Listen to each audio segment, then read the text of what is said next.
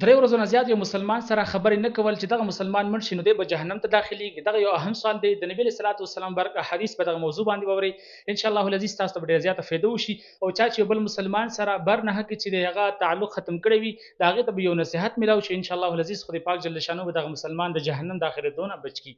ووري د نبی صلی الله علیه وسلم حدیث مبارک دی. نبی صلی الله علیه وسلم برک فرمای لا يحل لمؤمن ان يحجر مؤمنا فوق ثلاث فمن حجر فوق ثلاث فمات دخل النار.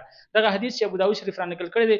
راوی د دې حدیث حضرت ابو هريره رضی الله تعالی عنہ مبارک دی. دغه صحابي مبارک فرمایي چې نبی صلی الله علیه وسلم مبارک فرمایي چې نه دی حلال دی یو مؤمن د پاره چې یو بل مؤمن سره تعلقات ختم کی.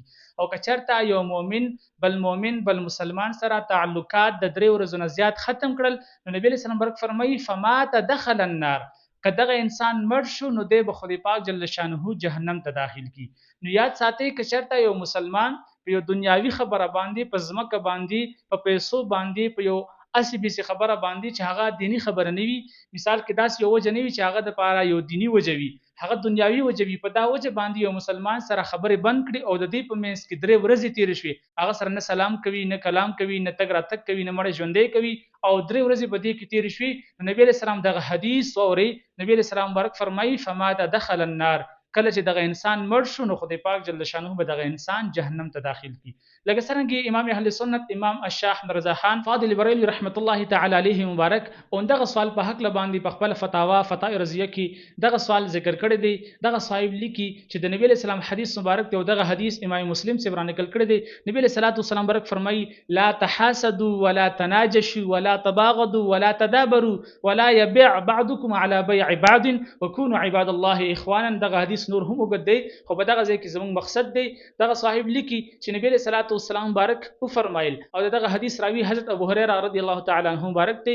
دغه صحابي فرمایي چې نبی صلی الله علیه وسلم مبارک فرمایل چې تاسو یو بل سره حسد مکوئ تاسو یو بل سره چې بغض او کینه مکوئ او نبی صلی الله علیه وسلم مبارک فرمایي ولا تناجشوا او تاسو په یو بل باندې چې داسې لوی خبرې مکوئ بد خبرې مکوئ کنزلی مکوي او نبی صلی الله علیه وسلم ورک فرمای ولا تباغضوا او تاسو یو بل سره بغض مکوي یو بل سره چې کینه مساتي او نبی صلی الله علیه وسلم ورک فرمای ولا تدابروا او تاسو چې قطع تعلقی مکوي تاسو یو بل مسلمان سره د دنیا په وجه باندې د خپل رشتہ د خپل تعلق د مسلمانې د مختموي ځکه چې نبی صلی الله علیه وسلم برک د دین منو فرمایلا او الله جل شانه دې لپاره یو وعید ذکر کړی دی او هغه وعید دا چې دغه انسان به خدای پاک جل شانه جهنم ته داخلي. او نبی علیہ السلام برک فرمای ولا يبيع بعضكم على بيع بعض وكونوا عباد الله اخوانا او تاسو بیع مکوي د بل مسلمان په بیع باندې. مطلب دا چې یو چا سره دی یو خبره ریټ کړی دی یو سیز ریټ کړی دی چې ترسو پر هغه مسلمان دغه معامله نه ختم کړي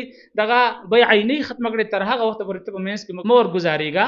او نبی علیہ السلام برک فرمای وکونوا عباد الله اخوانا او تاسو شي د الله بندگان داسې چې هغه رونه وي. نو یعنی په دغه حدیث مبارک کې الله د هغه رسول موږ تاسو د بغض نه د حسد نه د بدرود ویلونه او د قطع تعلقین یعنی د غرشتي ختمېدونه دینه من کړو او موږ تاسو ته حکم کو چې تاسو په دنیا کې داسې اوسېږي چې د الله بندگان وي او تاسو مینس کې رورولي او تاسو روران وي.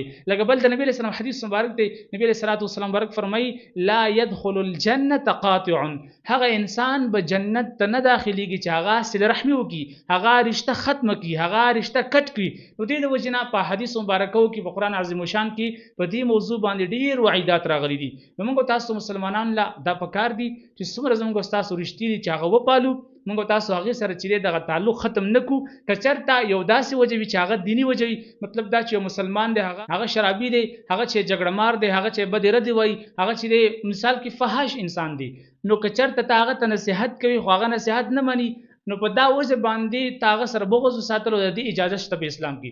خو کچرته دی بغض د پاره د دې قطع تعلقې د پاره صرف وجه دنیاوی وي مطلب دا چې پیسې وي یا چې جیداد وي یا چې سبله مسلوي خو وجه صرف دنیاوی نو په دا وجه باندې چې د تاغه سره تعلقات ختم کړل نو په دغه وعیداتو کې چې کوم په قران عظیم شان کې په حدیث مبارکو کې ذکر شي په دې کې رادرومي دغه واز بل مسلمان سره شیر کې چاغي تم نفع او فائدہ ورسیږي.